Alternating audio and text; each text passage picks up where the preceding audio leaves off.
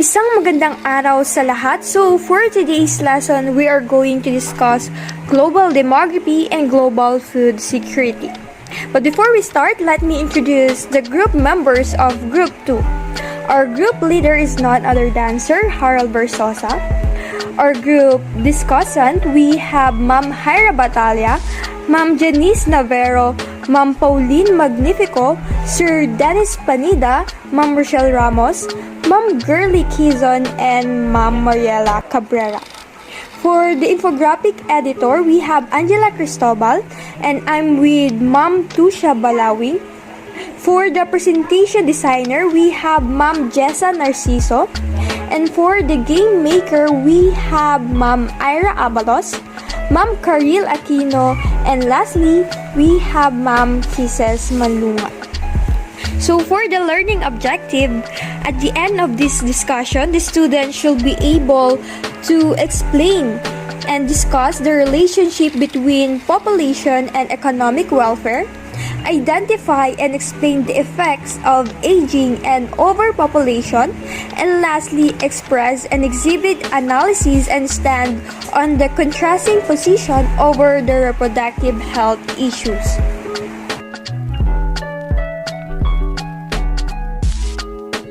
Since we're discussing about global demography, it is necessary for us to define what is demography.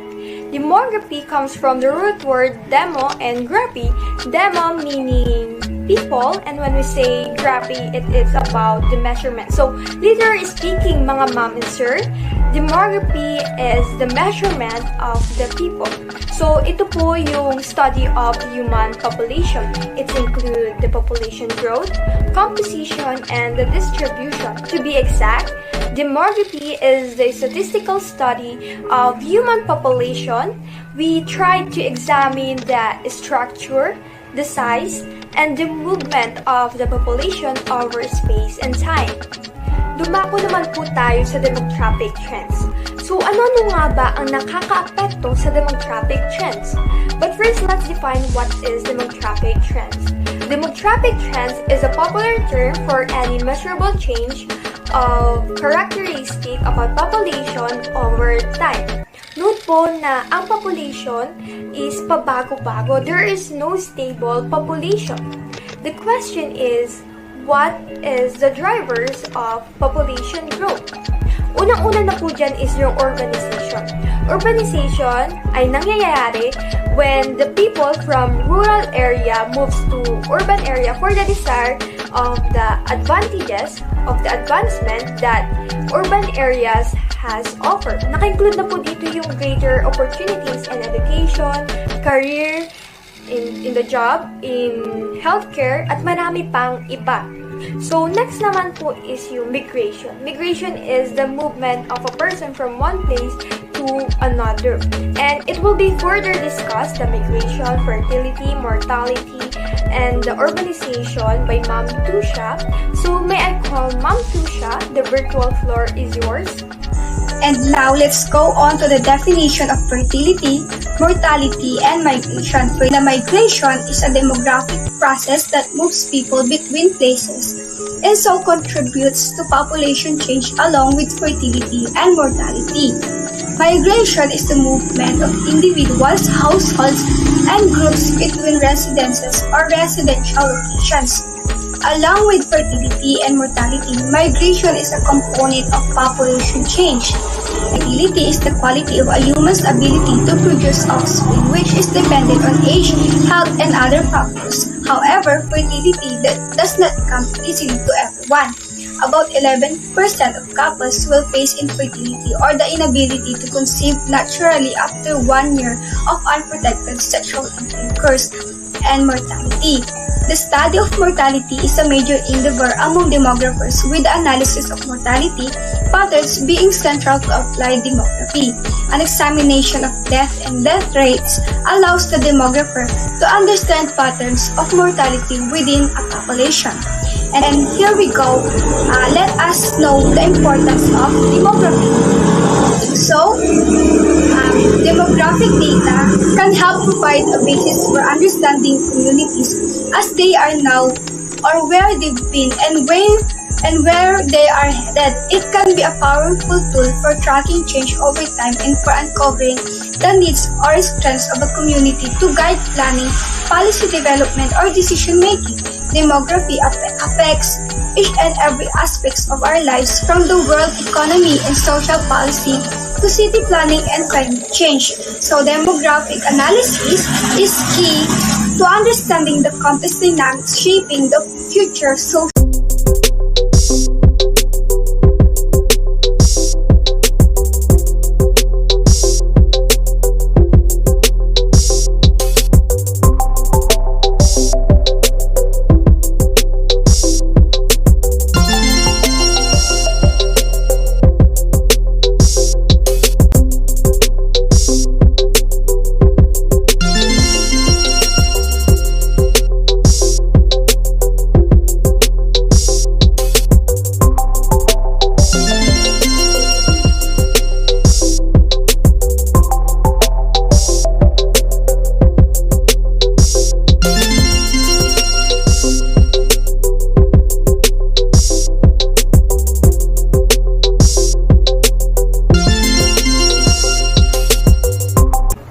Good day everyone, today we will be discussing about the relationship between population and economic welfare. To understand better, let us go first define and know more about population and economic welfare. Did you know that the world population increases by about 83 million people every year? Right now, there are about 7.6 billion people around the world. That means there are over 500 million more people in the world than we reached 7 billion mark in October 2011, less than 7 years ago. If population continue to increase as they are now, there will be about 10 billion people worldwide by 2050. So when we say population, it refers to a distinct group of individuals, whether that group compromises a nation or a group of people with a common characteristic. Now, there are two things that affect the population size of the world. We have the birth rate and the death rate. So when we say birth rate, it is the number of live babies born per thousand of the population every year. And on the other hand, death rate is the number of deaths per thousand of the population per year. When the birth rate is higher than the death rate, more people are being born than are dying, so the population grows, and this is called natural increase. While on the other hand, when the death rate is higher than the birth rate, it is called the natural decrease. Therefore, population of an economy is a significant determinant of economic development. Population is also the source of human capital, which is also required for the economic development. Population plays an important role as the consumers in the market. They provide for goods and services which are produced in the economy. Now, let us proceed on what is economic welfare and how it affects the economy. So when we say welfare, it is the highest possible access to economic resources. A high level of well-being, including the happiness of the citizens, a guaranteed minimum income to avoid in poverty, and finally, having the capabilities to ensure the individual have a good life. And when we talk about economic welfare, it is the level of prosperity and quality of living standards in an economy. Pwede siyang measured through a variety of factors such as the gross domestic product and other indicators which reflect the welfare of the population, gaya na lamang in terms of literacy, numbers of doctors, and etc. Basically, it refers to how well people are doing. However, economic welfare will be concerned with more than just levels of income.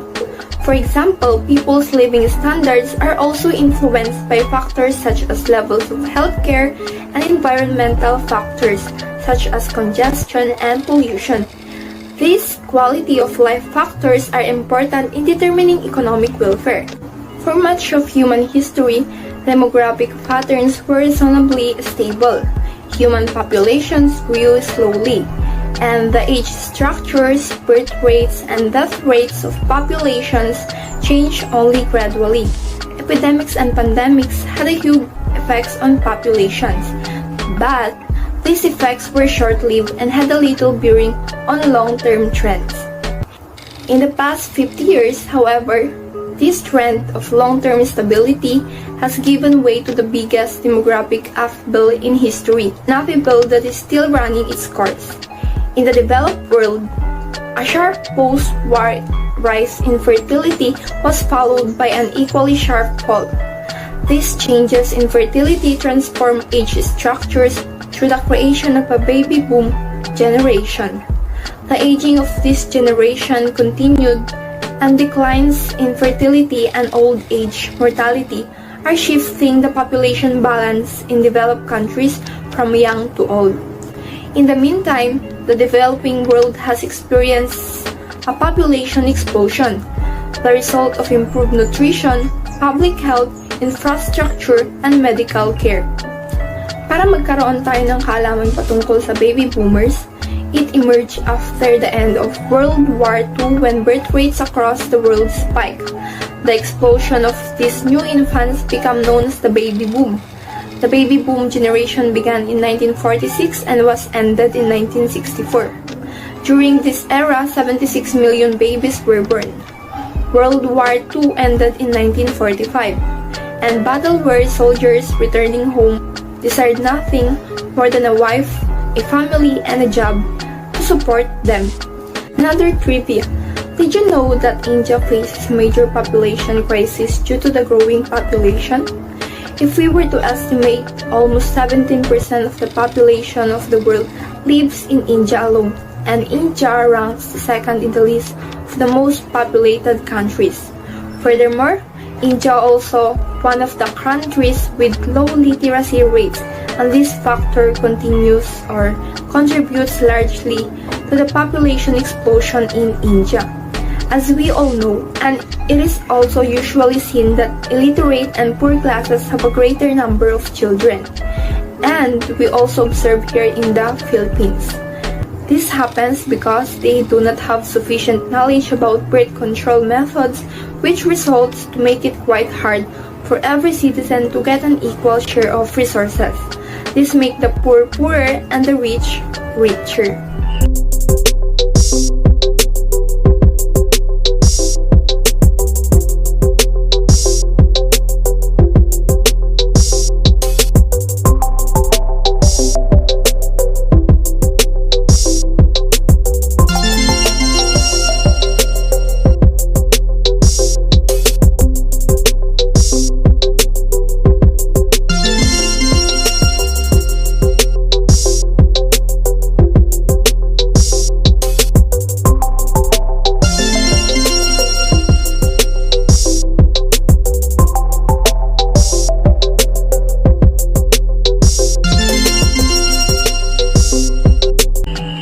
Effects of aging and overpopulation. Let us first define population aging. When we say population aging, or it is also known as demographic aging, it is a term that is used to describe shifts in the age distribution or age structure of a population toward people of older ages. Or in other terms, it is the changes in the age composition of a population such that there is an increase in the proportion of older persons were the result of the continued decline in fertility rates and increased life expectancy. Let's have the features of population aging. Number one here is the population aging is the most rapid growth occurs in the oldest age groups. Population aging also particularly rapid among women, resulting in feminization of population aging. It also causes changes in living arrangements, resulting in increasing number of older people living alone, or about 30% of all non-institutionalized older persons. And population aging is also associated with poverty, particularly in developing areas. Next, we have importance. As our life expectancy from birth increases, then our population as a whole gets older. The proportion of people who are over retirement age is increasing, and therefore the median age of the population is also increasing. It is important that as a society, we must prepare for an aging population. It is also important that when considering treatments that extend people's life, we consider the quality of life that people have. Okay. Next, we have the effects of population aging. So we have here some effects of population aging. So number one here is the fertility decline. When we say fertility decline, it has been the primary effects of population aging. And take note that if the fertility is low, birth rate is low or are low as well. And the number of children born is low, and the youngest age groups relative to that of the older ones. Next effect of population aging is the mortality decline. Mortality decline, especially at older ages, assumes an increasingly important role in population aging. Early fatalities, particularly those of children and young adults, are mostly eliminated when mortality falls from a higher level. Next effect is the life expectancy. Okay, so life expectancy, an increase of life expectancy raises the average age of the population and the share of elderly population by increasing the numbers of surviving older people. Next effect is the migration. So how does the migration accelerate the population aging? So this is because of their sheer numbers and above average fertility. Immigrants contribute to population expansion. Immigrants are more likely to be in their childbearing years because the majority of individuals who arrive abroad or who are immigrating are working age adults. Okay, so next, population aging in the world. It is projected that the combined senior and geriatric population will reach 2.1 billion by 2050.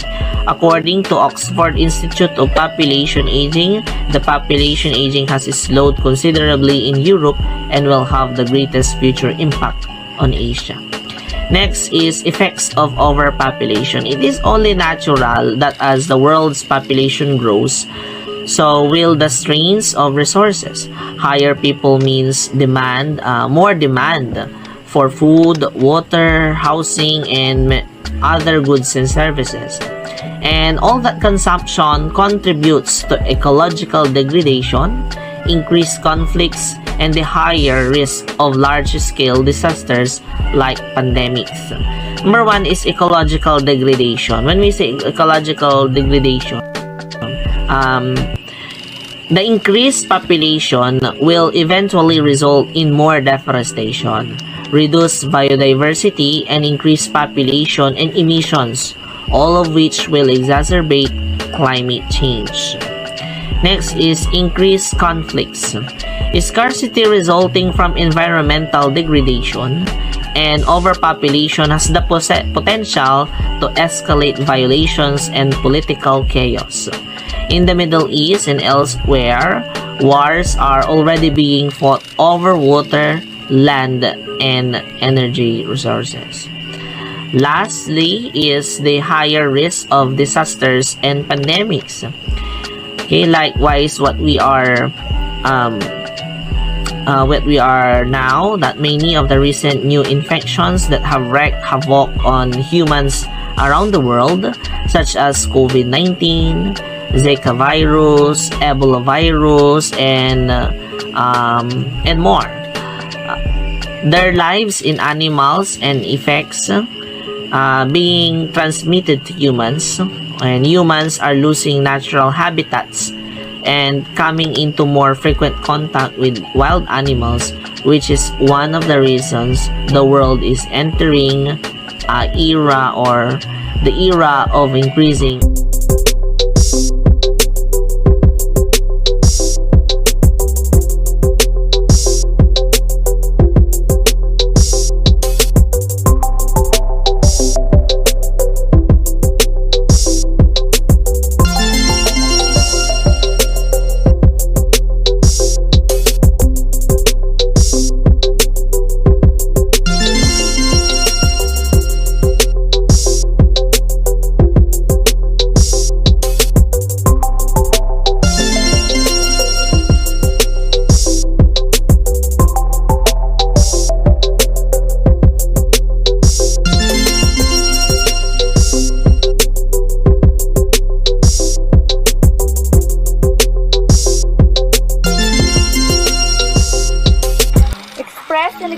analysis and stand on the contrasting positions over reproductive health issues.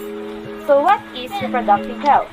Reproductive health is a state of complete physical, mental, and social well-being and not merely the absence of disease or infirmity.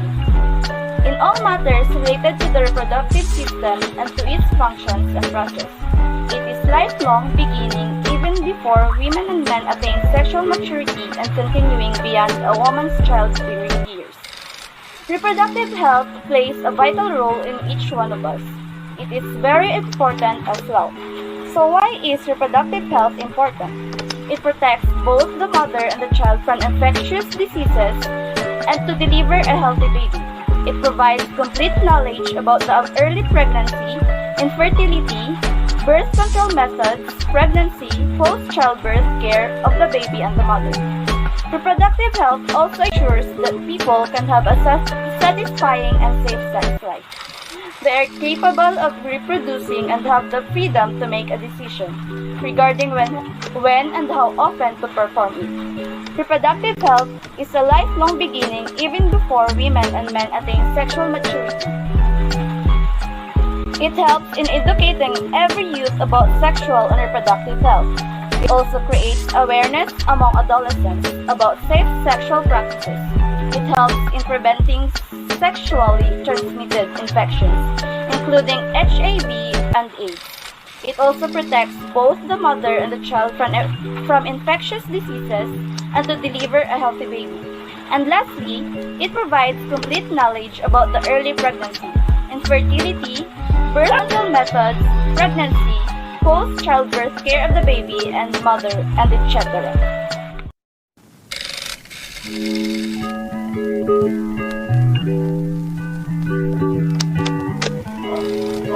Now that you have a better understanding of what reproductive health issues are and why is it vital to be aware of them, let's speak about some of the concerns surrounding reproductive health and how to address them. First in line is menstruation.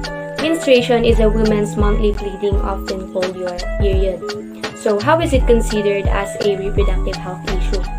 Women and girls may experience negative health consequences when they lack the supplies and facilities to manage their menstrual health. Menstruation stigma can also prevent women and girls from seeking treatment for menstruation-related disorders or pain, adversely affecting their enjoyment of the highest attainable standard of health and well-being. Number 2 is fertility.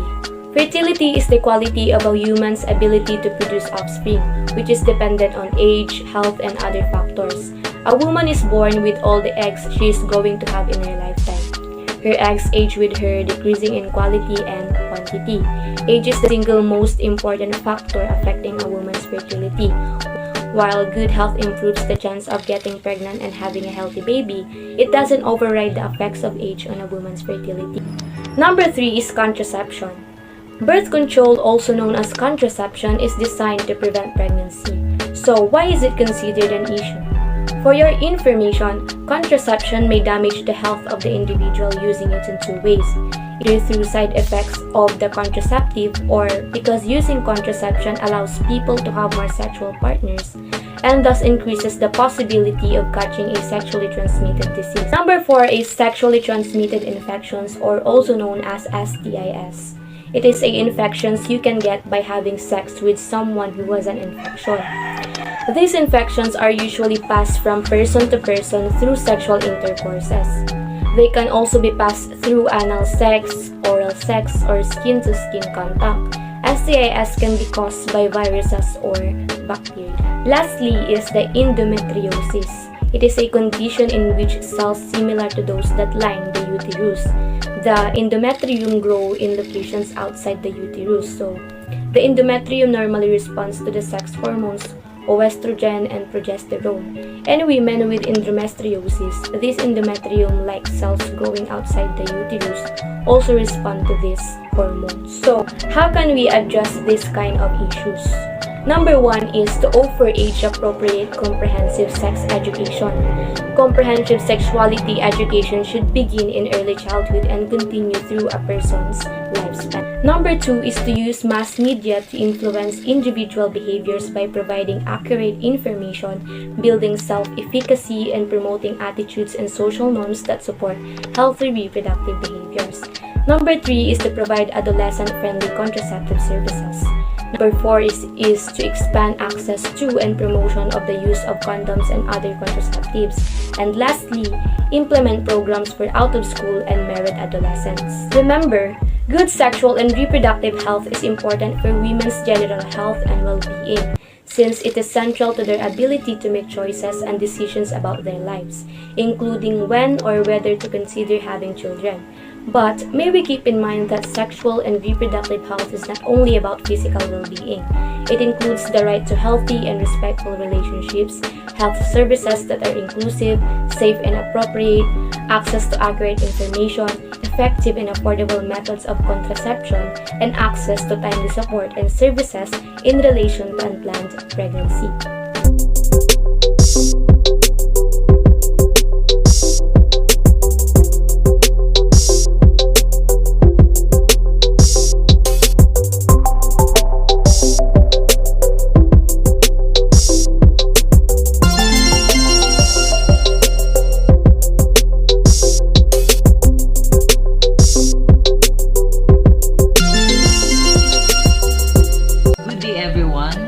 We are going to tackle and analyze how climate change and other factors distresses global security. Did you know if you are living in United States, Australia, or developed countries such as Argentina, you rarely have to worry about where you will get your next meal. So I am not saying that aalis po tayo ng Pilipinas at tayo po ay titira sa mga nabanggit kong mga country. As we all know that it's more fun in the Philippines, right? We are resilient, we are hospitable, and alam natin kung paano gumawa ng paraan sa mga ganitong mga bagay. In countries like this, the vast majority of the population is food secure. So ano nga po ba yung sinasabi natin na food secure o mas kilala sa tinatawag na food security? So food security refers to the state of having constant access to a nutritious and reliable food supply. This can only achieve once food is first, available, second, accessible, and third, used appropriately. Kung iisipin natin, parang napakadali lang na isipin or napakadali lang maging isang food secure. Although it may seem easy to achieve this, 1 in 8 people are food insecure. So, kung i-imagine po natin na in 8 person, there will be 1 food insecurity. So, kung iisipin natin na ang population ng ating buong mundo is 7.4 billion population in the whole world. At iisipin natin sa 8 tao is merong isa na food insecurity. It means na maraming tao, may mga bansa na they are food insecurity.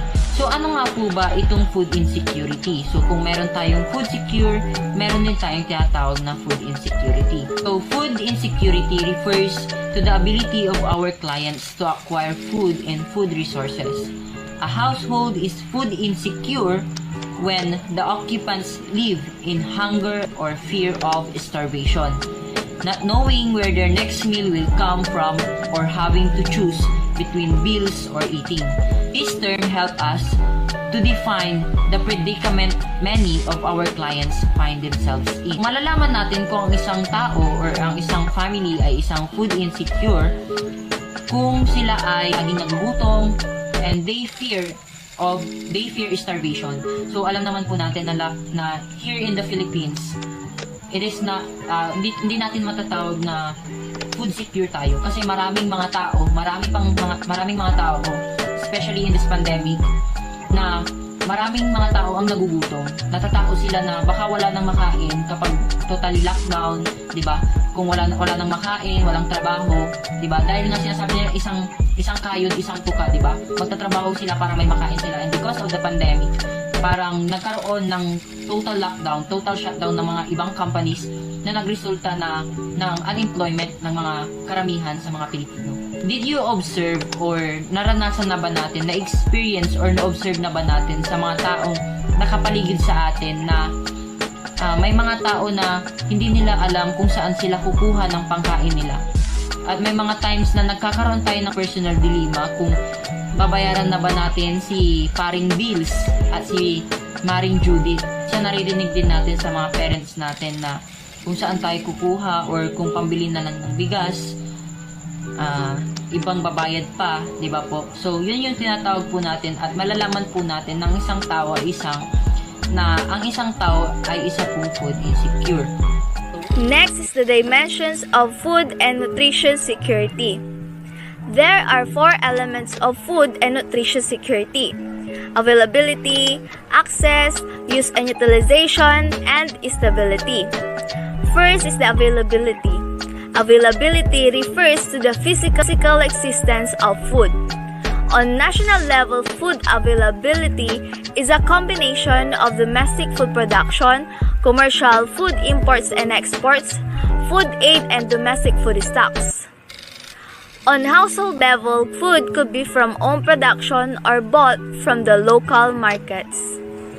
Regarding food production, water resources are required to produce the crops. Due to population growth and climate change, the pressure on existing natural resources, namely land and water, increases. Impacts of climate change are often leading to land degradation, lack of irrigation water, reduced soil moisture, and therefore losses of economic livelihoods. Second is the access. Access is ensured when all households have enough resources to obtain food in sufficient quantity, quality, and diversity for a nutritious diet. This depends mainly on the amount of households' resources and on prices. In addition, accessibility is also a question of the physical, social, and policy environment. Drastic changes in these dimensions may seriously disrupt production strategies and threaten food access of affected households. As an example, developing countries may be affected by severe droughts or floods more and more frequently. Third, use and utilization. Use describes the socio-economic aspects of household food and nutrition security, determined by knowledge and habits. Assuming that nutritious food is available and accessible, the household has to decide what food to purchase and how to prepare it, as well as how to consume and allocate it within the household. Another aspect is the biological utilization. This relates to the ability of the human body to take food and convert it. This gained energy is very important when it comes to daily physical activities. For example, working in agriculture. Besides that, utilization requires a healthy physical environment and adequate sanitary facilities, as well as the understanding and awareness of proper healthcare, food preparation, and storage processes. Next is the stability. Stability describes the temporal dimension of food and nutrition security, respectively the time frame over which food and nutrition security is being considered. Stability is given when the supply on household level remains constant during the year and in the long term. Next is the trivia. Did you know that 500 million small farms provide up to 80% of food for most of the developing world? An estimated 400 million smallholder farmers are undernourished. Are the factors affecting food security? So one of the major challenges the world is experiencing relating to food security today is what we call climate change. So ano nga po ba itong climate change? Alam ko po na lagi na po nating naririnig itong climate change, and of course in social media nababasa na natin ng yung mga climate change na yan. So what is climate change? So in simple terms, climate change refers to a long-term shifts in temperature and weather patterns. So human activities have been the main driver of climate change. primarily due to burning fossil fuels like coal, oil, and gas. So now we are going to tackle the effects of climate change. So the first one is climate change threatens agriculture and food production. Higher temperatures, water scarcity, extreme events like droughts and floods, and greater carbon dioxide concentration in the atmosphere have already begun to impact staple crops around the world. Climate change may also make too hot for types of crops to grow, resulting in even more crop losses such as corn, wheat, and rice. So alam naman po natin na ang mga crops ay meron silang different seasons kung kailan sila itatanim. And because of the climate change, it threatens the agriculture and food production. Bakit po? Dahil may mga times na kahit season na po kahit rainy season na po is wala pa ring ulan. At kadalasan kapag may ulan is hindi na ganoon kadami at hindi yun sapat sa mga pananim. Nagkakaroon ng change of temperature, hindi lang siya sa pagtaas ng temperature sa ating mundo. Second one is climate change limits food access. If climate change affects food production, it stands to reason that it also affects food access. This simply supply and demand has big impacts. Climate change and weather disasters such as floods or drought can lead to inflated prices for the food that is available. So, climate change can limit food access. Bakit po? Dahil nga po sa climate change, may mga times na yung mga lupa is naging drought, naging tuyo yung lupa, and then kapag nagkaroon ng disasters like flood, is parang nalulunod yung mga pananim that can result in malulubog yung mga pananim at malulugi yung mga farmers. It means kapag nasayang yung mga pananim nila, magkakaroon po ng mababang supply. So alam naman po natin na kapag mga crops is yan ay mga high demand at sila po ay needs talaga ng tao. And because of the climate change, nagiging limit food access na po. Dahil kapag mababa ang supply, mataas ang demand. Kapag mababa ang supply, it means nagkakaroon ng pagtaas ng presyo ng mga bilihin. At alam naman po natin na yung may mga ibang tao na hindi po nila kayang bilhin ang isang bagay or hindi nila kayang bilhin yung mga crops dahil nga po sa kakulangan po ng pera at dahil din po sa kawalan din po ng trabaho. So it can limit food access dahil po hindi na po kayang bilhin ng mga tao at hindi na po kayang bilhin ng mga tao yung mga crops na yun dahil nga po masira yung mga pananim. Next, climate change decreases nutrition and nutritional value. So, in many food insecure areas, the next concern becomes nutrition.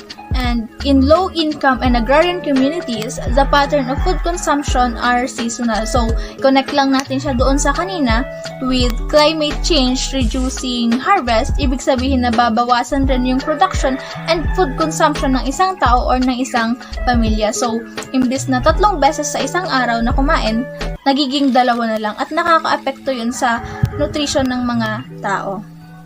Next is climate change increases food waste. So, rain doesn't guarantee healthy crops either. So, higher rainfalls or flooding can produce toxic molds on crops. So, alam naman natin na ang kakulangan sa tubig or yung drought ay isa sa mga sanhi ng pagkasira ng crops. So, ganun din naman kapag sobra sa tubig or nasobrahan sa ulan. So, nasisira din yung mga crops. So, dapat tama lang yung amount ng rainfall sa mga pananim. So, next is yung other factors distressing global food security. So, first is yung global water crisis. So, ano nga ba itong global water crisis? Ito yung, from the word itself, crisis, meaning difficulty or kakulangan ng tubig or ng malinis na tubig. So, water table reserves are said to be falling in many countries, including Northern China, US, and in India. So, This is due to the widespread of overpumping or irrigation and in the decline in the water cycle because of the degradation of soil or desertification. And is yung land degradation. So this refers to the reduction or loss of biological or economic productivity and complexity of rain. So ito ay largely related sa agriculture, deforestation at climate change. So ang main na cause nito ay drought and human activities as well. So land degradation reduces soil and water efficiencies, kaya siya nakakaapekto sa food security kasi meaning nababawasan din yung food production. Third is yung greedy land deals. So, dito naman, yung mga corporations and government ay bumibili ng mga milyon-milyong ektarya ng agricultural land para masecure yung pansarili nilang long-term food supply. So, ang apektado na naman dito ay yung mga walang lupa or walang sapat na lupa na magagamit nila para sa production ng pagkain nila. Next, population growth. So, paano naman nakakaapekto ang population growth sa global food security? So, syempre, kapag patuloy na dumadami ang population, nag-i-increase din yung food production and consumption ng mga tao. So, ang tendency, nagkakaroon ng shortage sa pagkain dahil sa pag-overuse ng mga resources.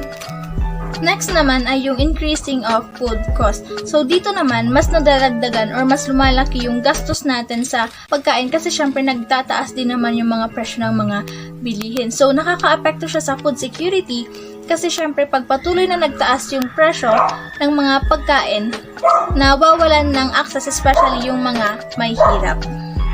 Next naman is unemployment or kawalan ng trabaho. So, syempre, di ba, kapag walang trabaho ang isang tao, wala siyang pambili ng pagkain niya or nila. So, especially sa mga low-income populations, mas nagiging mahirap para sa kanila na ma-meet yung basic household food needs nila. Lastly is poverty. So, ito yung pinaka-main na cause ng food insecurity. So, yung mga mahihirap, regardless kung may trabaho sila or wala, kung hindi naman sapat yung kita nila, of course, magkakaroon pa rin sila ng food insecurity. So, mostly kasi naglalaan sila or mas inilalaan nila yung pera nila or yung income nila para sa pagkain. So, meaning kapag nagtaas yung presyo ng mga pagkain, lalaki rin yung gastos nila or worst, wala na silang mabibili kasi syempre dahil nga nagtaas na yung presyo ng mga bilihin, hindi na nagiging sapat yung pera nila para sa presyo ng bibilhin nila.